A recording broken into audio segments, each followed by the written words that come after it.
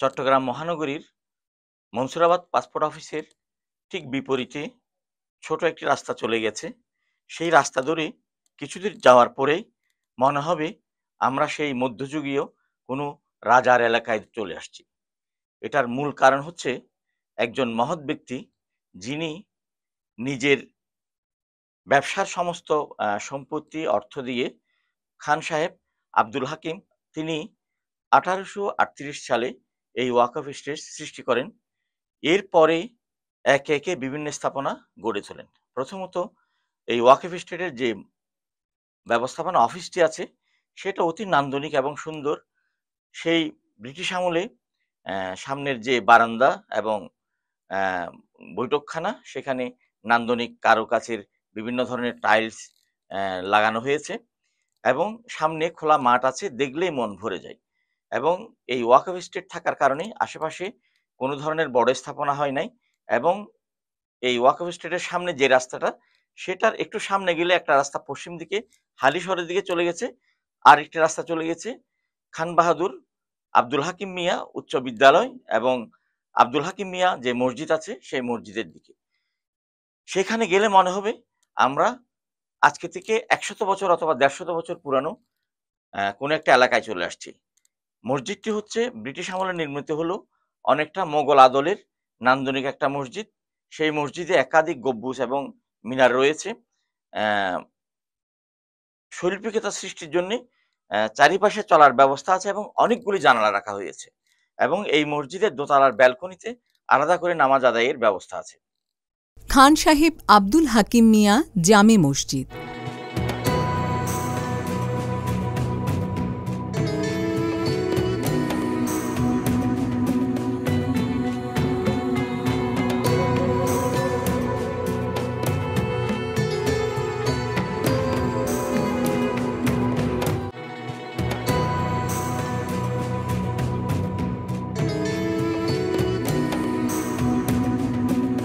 চট্টগ্রামের আরেকটি দৃষ্টিনন্দন মসজিদ হিসেবে পরিচিত নগরীর মনসুরাবাদে অবস্থিত খান সাহেব আব্দুল হাকিম মিয়া জামে মসজিদ। বয়সে প্রবীণ এই মসজিদটি কিছুদিন আগে ছুঁয়েছে শতবর্ষের মাইল ফলক।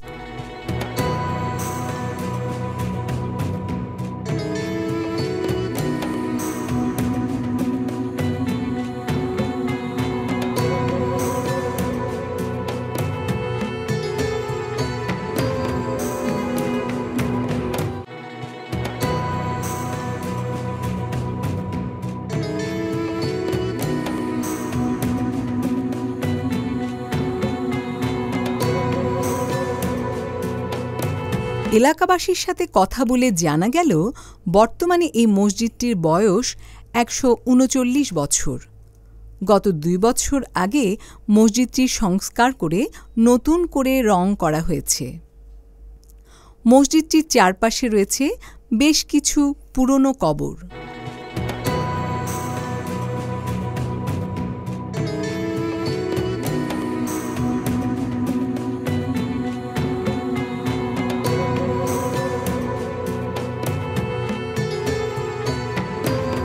ভিন্ন স্থাপত্যশৈলীর এক অনন্য নিদর্শন এই মসজিদটির ভেতরে মূল কক্ষ এবং চারপাশে রয়েছে বর্ধিত অংশ।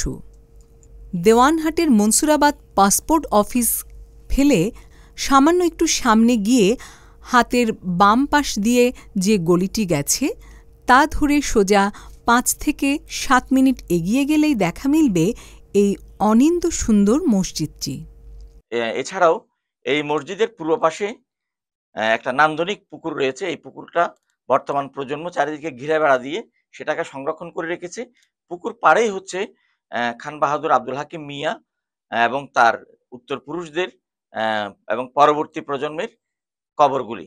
সেই কবরগুলিও কিন্তু মসজিদের আদলে বিভিন্ন প্রকারে সুন্দর করে ডিজাইন করা হয়েছে এবং এই মসজিদটি সম্প্রতি রং করায় অনেক দূর থেকে দেখলে শ্বেতপাথরের মসজিদের মতো মনে হয় এবং এই জানালাগুলি এখনো কাঠের রয়ে গেছে, কোনো ধরনের সংস্কার বা পরিবর্তন করা হয় নাই। এর একটু সামনে অর্থাৎ মসজিদ থেকে আসতে কিছুদূর আসলেই আমরা দেখতে পাই হযরত আব্দুল আজিজ শাহ গাট্টি ফকিরের মাজার।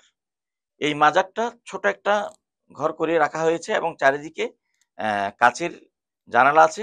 মাজারের যে সমাধিস্থল সেটাকে সুন্দর করে সংরক্ষণ করা হয়েছে।